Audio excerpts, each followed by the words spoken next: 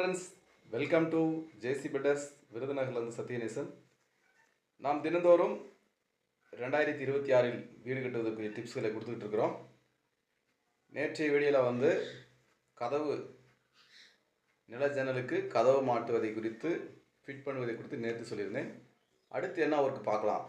இப்போ டைல்ஸ் ஒட்டியாச்சு, கதவு மாட்டியாச்சு. அடுத்து என்ன ஒர்க் பார்க்கலான்னு பார்த்தீங்கன்னா எலக்ட்ரிக்கல் அண்ட் ப்ளம்பிங் 2 ஒர்க்கும் பார்க்கலாம். இன்னும் ஒரு சில வீடியோவில் வந்து நம்ம இந்த பிளேலிஸ்ட்டை வந்து நிறைவு செய்ய போகிறோம். எல்லா வேலையும் முடிய போகுது.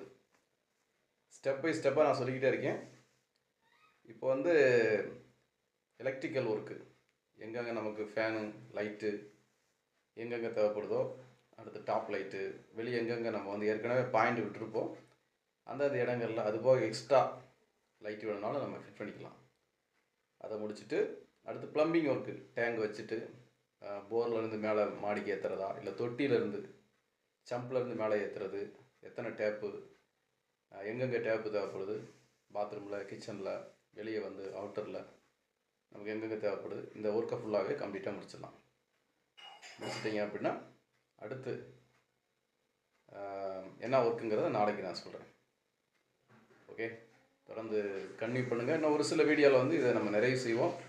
ஆரம்பத்திலேருந்து நீங்கள் பார்த்துருந்தீங்க அப்படின்னா அது உங்களுக்கு கண்டிப்பாக வந்து புரிஞ்சிருக்கும். ஒருவேளை இப்போ தான் நீங்கள் பார்க்குறீங்கன்னா இந்த பிளேலிஸ்ட்டில் 2026 வீடு கட்ட அப்படின்னு சொல்லி பிளேலிஸ்ட் கொடுத்துருப்பேன். அதில் நீங்கள் வந்து கண்டினியூவாக பாருங்கள். ஸ்டெப் பை ஸ்டெப்பாக எல்லா வீடியோ வரும். ஓகே பாய், மீண்டும் அடுத்த வீடியோ சந்திப்போம்.